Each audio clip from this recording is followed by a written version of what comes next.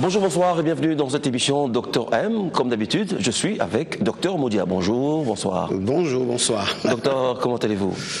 C'est une année qui commence des tonnerres. Je suis en pleine forme. Okay, très bien. Première émission que nous faisons avec Dr M, Dr Moudia, au cours de cette année 2014. C'est vrai, docteur? 2014, c'est la première, oui. Alors, il y a des changements qu'on a préparés pour vous dans cette émission Dr M. Des changements qui vont intervenir mais au cours de la deuxième saison, parce que nous avons commencé avec Dr M au mois de mars 2013 et nous avons pensé, nous, que la deuxième saison commencerait au mois de mars 2014 avec beaucoup de bonnes nouvelles pour vous. Premier changement, nous aurons désormais, à partir de 5 mars, nous ferons une grande émission qui va vous intéresser, une grande émission à laquelle vous serez tous conviés ou toutes conviés. Une grande émission au cours de laquelle le docteur Moudia présentera officiellement les brochures et DVD qui composent le coffret dont nous vous parlons dans cette émission. Une date à ne pas rater, le 5 mars. Donc nous serons avec Dr Moudia et vous dans un grand studio et vous poserez directement vos questions au docteur. Et Dr Moudia ne sera pas seul parce que le 5 mars 2014, Dr Moudia invitera également ses confrères. C'est cela, docteur? Tout à fait. Des éminences grises dans le domaine qui sont les nôtres. Un urologue certainement, un autre gynécologue pourquoi pas, un andrologue et un sexologue parce que je crois qu'on va essayer de faire un petit plateau divers et complet. Oui, parce qu'effectivement, vous avez compris, les brochures ou les coffrets qui vous sont proposés par Dr Moudia touchent ces domaines-là. Il y a une brochure sur la prostate. Sur la prostate. Il y a un coffret en tout cas sur la prostate. En tout cas, un coffret avec CD, vidéo, DVD et un petit livret. Et pareil, il y a aussi un coffret sur les kystes ovariens. Il y a bien sûr un coffret sur les myomes, spécialité Dr Moudia par excellence. Et il y a bien sûr un coffret autour de tous les problèmes de sexe ou de sexualité que nous rencontrons dans nos couples. Alors nous allons poursuivre pour clore définitivement la saison 2013 avec Dr M. Nous allons poursuivre avec vos questions nombreuses qui sont arrivées comme d'habitude au standard de l'émission. Vous connaissez le numéro. Et les 3 émissions qui vont suivre, 3 semaines, nous allons les consacrer à épulcher toutes vos questions qui nous sont parvenues. Le docteur va répondre à toutes vos questions pour qu'on entame à partir du 5 mars une nouvelle saison avec des changements que je vous ai annoncés tout à l'heure. Commençons, docteur, avec des questions sérieuses. Bonsoir, docteur. Est-ce une garantie d'éjaculer en dehors du vagin pour éviter une grossesse ? Est-ce une garantie? Non, je ne dirais pas, mais c'est une des méthodes préconisées. C'est ce qu'on appelle les coitus interruptus, donc les coïts interrompus. Mais on s'est rendu compte que c'était pas très sûr dans la mesure où, avant l'éjaculation proprement dite, il y a toujours un peu de liquide qui sort, une pédicérosité qui contient quand même quelques spermatozoïdes qui peuvent être la base d'une grossesse accidentelle. Avant donc le gros jet. Oui. Il y a quand même des choses qui se passent avant. Non. Mais c'est ça, c'est la vérité. C'est qu'ils peuvent donc. Ben oui, mais contenant. Féconder la femme. Tout ce qui sort par ce canal-là au moment de l'action, parce que figurez-vous que Dieu sait bien faire des choses. Pendant la relation sexuelle, pendant l'érection, l'urine ne sort pas, parce que à ce moment, le sphincter qui amène les urines vers l'urètre est fermé et tout, en tout cas, est mis à la disposition de la prostate pour propulser les spermes dehors. Mais alors, avant même qu'on arrive à terme, de temps en temps, il y a des moments d'excitation très forts qui font qu'il y a toujours un petit jet de sperme, donc pas beaucoup, mais en tout cas un jet où il y a des spermatozoïdes. S'ils sont assez fécondants, on arrive à une grossesse qu'on ne voulait pas. Donc le coitus interruptus n'est pas très sûr. Il y a le taux d'échec. Il y a quand même un taux d'échec assez élevé. Assez important. Donc un homme qui dit que non, qui essaie non, je me suis retiré. Je me suis retiré, donc ce n'est pas ma grossesse, c'est... Non, c'est pas vrai. Mais c'est ça que d'ailleurs nous invitons, parce que lorsque nous demandons à quelqu'un de faire un spermogramme, habituellement nous conseillons que ce soit par masturbation. Mais il y en a qui disent non, on s'est mis ensemble et puis je me suis retiré. Non. Donc parce que nous comptabilisons également chaque goutte de sperme.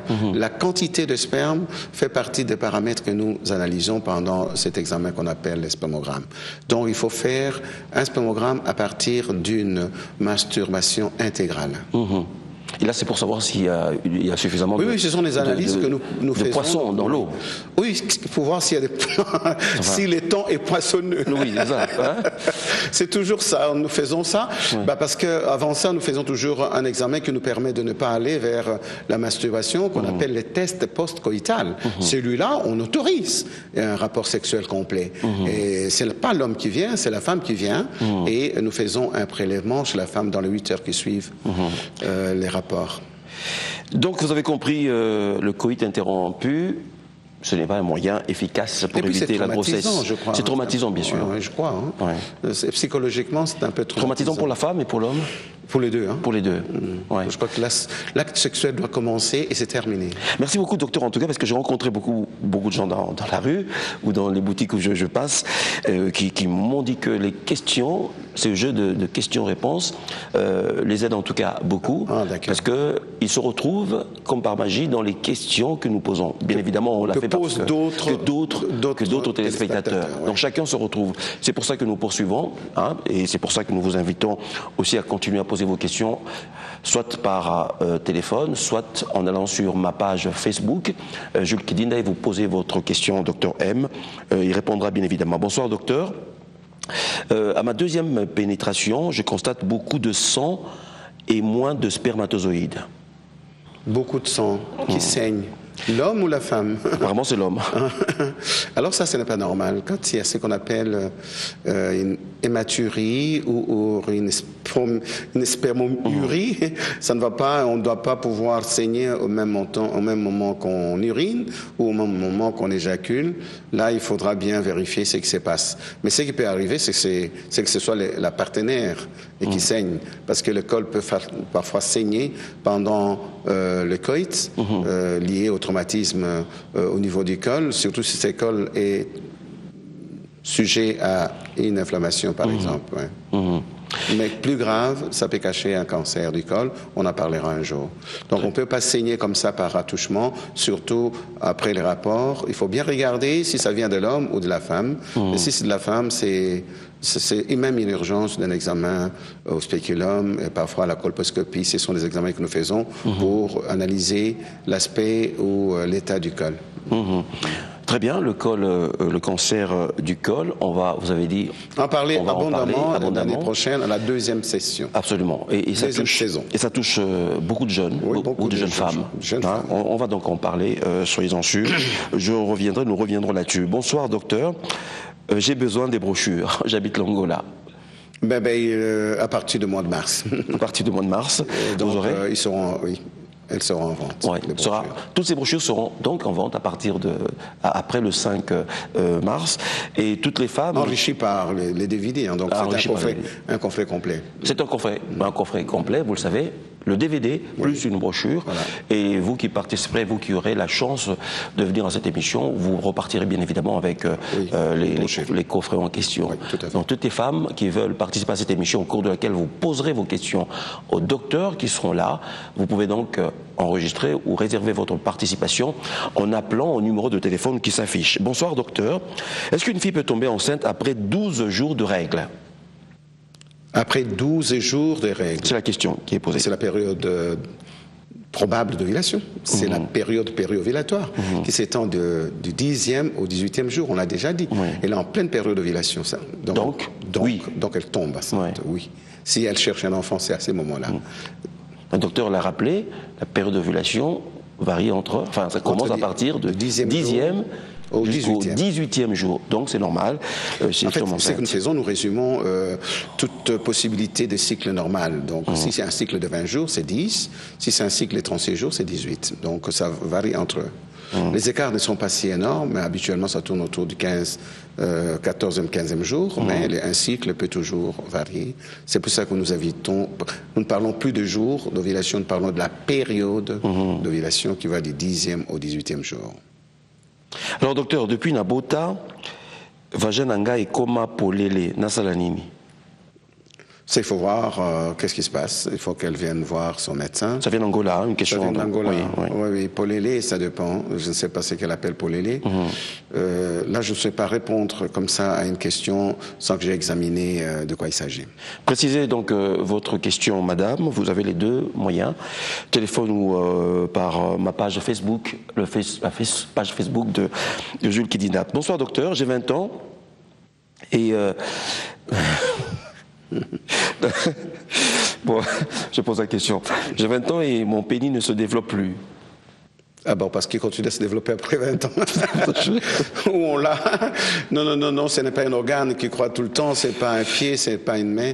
On est avec son pénis, évidemment, en prenant de l'âge, il prend de proportions, surtout après la puberté. Hein, donc, entre le moment où on a commencé sa puberté et à la fin de la puberté, je crois que ça ne continue plus à grossir ou à s'allonger. Hein. Donc, mais chacun a le pénis que Dieu lui a donné. Hein. Il ne faut pas commencer à croire que quand on a un petit pénis et qu'on n'est pas un homme, et même les gens qui sont très gênés quand ils ont un gros pénis, parce qu'il n'y a aucune femme n'en veut. Donc, tout le problème, c'est de savoir si ça lui pose des problèmes lors des relations sexuelles. La petitesse, évidemment, il ne faut pas exagérer. Si vous avez un pénis atrophique au maximum, là, il faut aller voir d'abord le médecin. Les mensurations du pénis normal en érection, c'est entre 7 et 12 cm. C'est la moyenne. Donc, il faut essayer de mesurer si c'était le cas.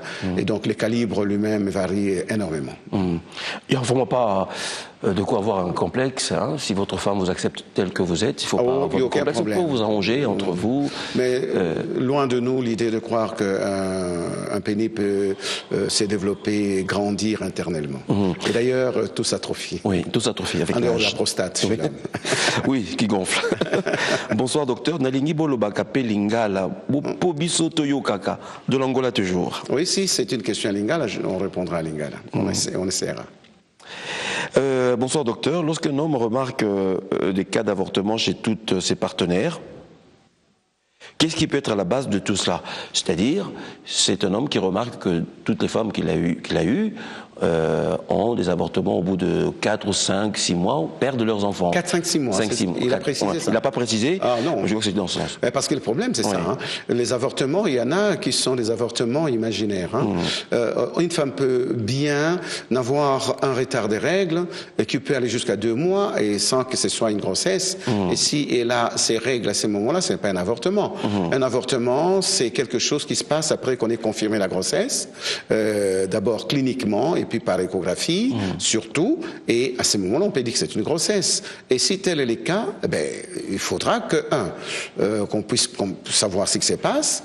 Si ce sont des avortements précoces, habituellement, ça dépend de l'âge de l'homme. Hein. Si ce sont des avortements précoces, il faut penser à ce qu'on appelle des anomalies chromosomiques ou génétiques. Donc, une grossesse qui évolue rapidement et qui s'arrête, il faut penser à quelque chose d'anormal, une malformation, et la nature rejette ces produits de conception. Par contre, si on va dans le 4-6 mois, mais ici, ce qui m'étonne, c'est qu'avec toutes les femmes, mais si c'était la même femme, je dirais bien qu'il faudra penser à ce qu'on regarde bien ce qui se passe au niveau de son col. Parce que le rôle du col, c'est de fermer donc hermétiquement les passages pendant la grossesse jusqu'à terme. Et à terme, un col normal doit s'ouvrir à ce moment-là, à terme. Mais si c'est avec toutes les femmes qu'il a eues, là, il faudra bien regarder s'il n'y a pas un problème, une tare du côté de l'homme, ou malheureusement, qu'il soit tombé, c'est que ça peut arriver à 2 ou 3 femmes qui peuvent avoir le même problème, par exemple un problème cervical, une incompétence cervicale. Bonsoir docteur, à quel prix seront vendues vos brochures? Mais je ne sais pas, il faudra qu'on en discute, Jules. Je crois que ce ne sera pas très très cher. On annonce le jour même. Ok, le 5, vous saurez, mais ce que nous faisons, simplement, amener chez vous, dans votre maison, dans votre salon, le docteur ou les docteurs sur les pathologies qui vous préoccupent. Vous aurez grâce à ces coffrets effectivement toutes les informations. C'est-à-dire que le coffret ne sera pas vendu à un prix exorbitant. Non, certainement, ça avoisinera les prix que vous payez pour avoir les théâtres que vous achetez chez les petits qui vendent. Un peu plus cher peut-être parce que parce que là il y a un livre, hein, il y a un livre et puis il y a quand même le DVD. Une émission scientifique. Oui. Ce n'est pas le théâtre de chez nous. C'est pas le théâtre de chez nous. Bon, même si on n'a rien contre les théâtres. Faut pas brader, hein. Même si on n'a rien contre les théâtres, c'est une œuvre scientifique. Mais on ne peut pas non plus ne pas permettre aux gens de pouvoir accéder à ces connaissances. Donc il faut qu'on reste dans notre logique, c'est-à-dire de pouvoir reculer le plus loin possible l'ignorance. Il faut qu'on continue parce qu'il y a plusieurs d'autres séries qui vont suivre. D'accord. Bonsoir docteur. Est-ce que vous soignez l'incontinence urinaire? Ça se soigne. Ça se soigne et il faut dire pourquoi. À ce moment-là, ça demande quand même une série d'examens assez approfondis en accord avec les urologues. Parce qu'il faut peut-être aller vers les examens plus spécialisés maintenant, les examens d'urodynamique. C'est un secteur tout à fait nouveau. Si c'est un problème simple, on peut le soigner directement chez les gynécos. Mais lorsque ça commence à poser des problèmes, il faut aussi faire la différence entre ce qu'elle appelle incontinence ou une fistule, hein, parce que si c'est une incontinence permanente, il faut bien craindre, surtout chez une femme qui a déjà eu des enfants, il faut craindre une fistule. Une fistule. Bonsoir docteur, je suis vésico-vaginal, oui, ou vésico-utérin. Là, pareil, allez rapidement consulter. Tout à fait. Rapidement, un médecin. Bonsoir docteur, je suis une fervente téléspectatrice de votre émission. Alors, j'ai une question. C'est quoi l'hémopathie maligne? Hémopathie maligne. C'est une maladie du sang qui peut être maligne. Ça signifie un cancer du sang. Et ça, c'est dangereux parce que c'est une maladie grave. Il faudra que la personne aille, si c'est un cas qui existe, ou c'est uniquement, elle voudrait avoir la signification de ces mots, hémopathie maligne, c'est un cancer du sang, ça peut être ce qu'on appelle donc quelque chose qui intéresse la leucémie. La leucémie, c'est par exemple une hémopathie maligne. Bonsoir docteur, je compte vous voir. Quelles sont les modalités pour vous voir? Je suis en Angola. Il faut venir à Kinshasa. Il faut venir à Kinshasa parce que je n'ai pas encore programmé d'aller en Angola. Mais je crois que c'était cette année, avec la deuxième saison. Ce sont des choses qu'on peut, envisager. Oui, bien sûr. On a quand même beaucoup de... Vous n'imaginez pas, beaucoup de gens qui nous regardent. Des amis qui nous appellent de ces côtés-là. Beaucoup en tout cas, docteur. Bonsoir docteur. Est-ce que moi, si Oyazana Zemi, à Koki Komela, Kinine, ceux qui Azana malaria, moi, si azali nazemi akoki komela kinini soko azana malaria, surtout ceux qui azali nandenge komela kisi mususu te. Parce que la malaria, quand même, les médicaments les plus efficaces pour le moment, c'est la quinine. Mais ceux qui risquent ya kozwa ba contraction ezali avant que moi ça comme à la terme, to banga ka mingi amela yango avant terme, ceux qui possibilité à cause de kis mususu ezalité tokoki kopesa yango, mais il faut éviter la contraction ba pesa kis mususu pona komeka ko neutraliser la contraction. Mais moi si oyazanaze mais comme la kinine il faut melango dans les milieux na pembe na mutu oya ebi musala nae parce que tant mususu benda ka ba contraction surtout si la grossesse est très jeune. Donc kokende bongote yo moko na pharmacie ko zwa kinine. Oh non ça va na esengeli. Moi ça zemi pas kinota la médecin le bosso. Oui même qui seigneur son organisi il faut sika to comme appelle la culture ya ko lobabi so qu'on a malade likambo ya liboso ezali komona d'abord monganga bongo monganga ndatinda na pharmacie. Ngai mo tena kinosomba kisi parce que c'est une belle maladie ou une mentalité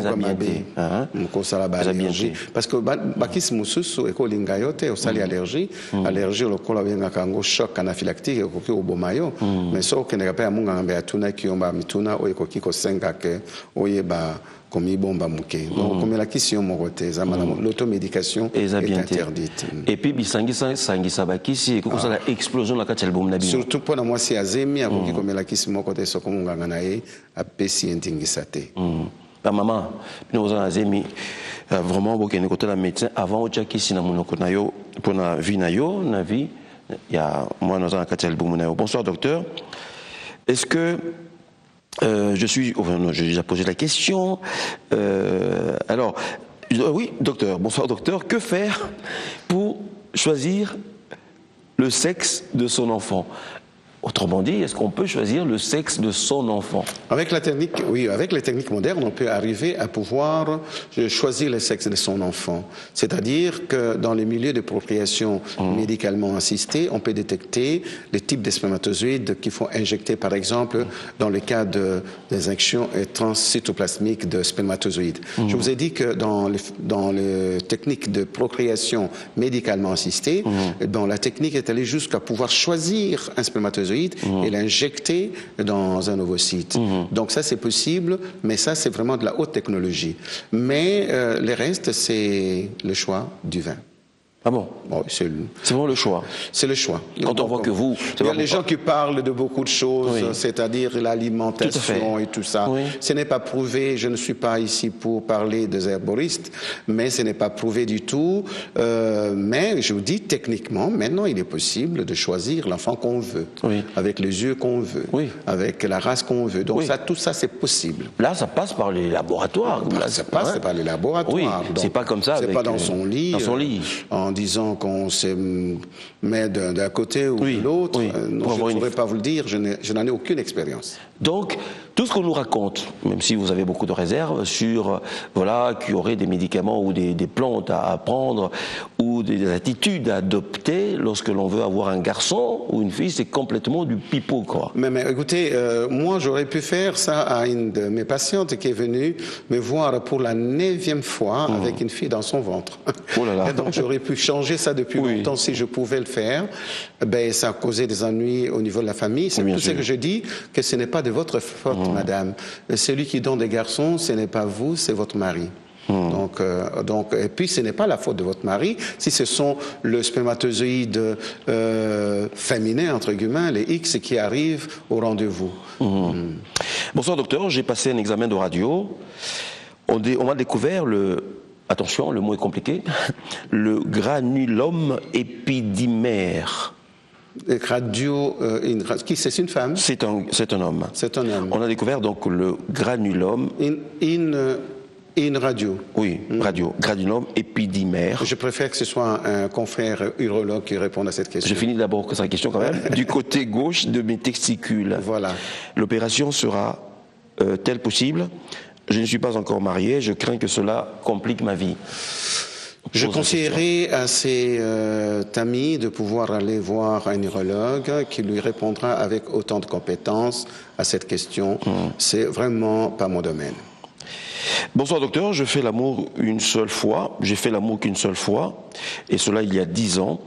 Je veux maintenant me marier. Est-ce possible que je redevienne vierge? Non, madame. Ah, ben alors non. Non, c'est fini. C'est fini. Ça ne se referme pas. Hein. C'est cicatrisé. L'hymen, c'est une membrane. Une fois qu'elle a été déchirée, elle est déchirée. Hein. Il n'y en avait qu'à se prévenir ou à s'abstenir jusqu'au mariage. Vous n'êtes pas urologue, il y a quelques questions encore sur le sexe de l'homme. Oui, non, mais je n'ai pas dit que je ne répondrai pas aux questions de sexe de l'homme. Bonsoir. J'ai dit que cette question-là spécifiquement relève de la spécialité. On posera la question tout à l'heure, on la posera à vos confrères urologues. Voici notre question posée par un homme, qui seront là le 5. Voici notre question posée par un homme. Mon pénis me fait mal. Que dois-je faire? Il y a beaucoup de questions autour de certaines douleurs. Les hommes ont des douleurs.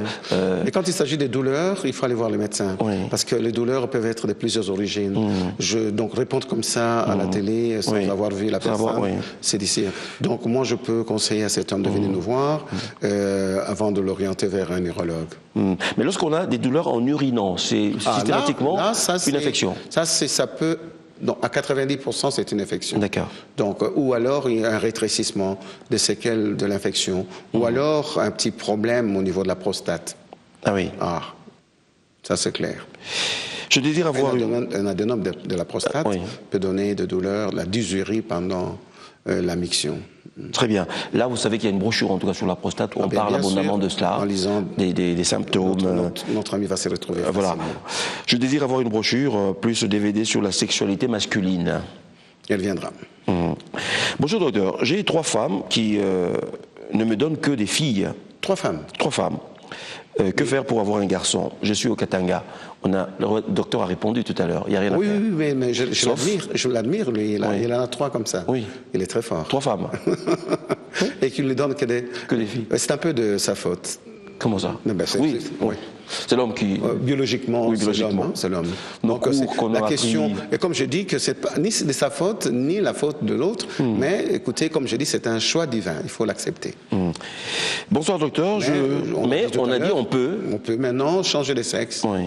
Avec des techniques qui ne sont pas encore applicables chez nous, mais il y a moyen, en Occident, de le faire. C'est pas applicable chez nous, c'est possible si vous allez en Occident, mais chez nous, c'est pas possible. N'embêtez pas vos femmes parce que c'est vous qui déterminez le sexe. Ah oui, mais il faudra que cette question soit tranchée, hein, oui. Parce que tout le temps, on va te renvoyer parce que tu ne fais que des filles. Oui. Ou que de garçons. Oui. Ou tu fais que de garçons. La femme n'a rien à voir avec ça. Okay. C'est l'homme qui détermine le sexe. Alors, bonjour, docteur. Je suis excité lorsque je regarde un film. Mais quand je suis avec mon fiancé, je ne ressens rien. Suis-je malade? Je crois que c'est un problème qui peut se résoudre. Comment? C'est une transposition. Non, écoutez, on ne va pas faire de la sexothérapie ici à la télé. Hein. Et qu'ils viennent voir le docteur Modia ou un autre sexologue. Nous sommes nombreux ici à Kinshasa. Oui. Et il y a beaucoup de gens qui ont des problèmes comme ça. Hein.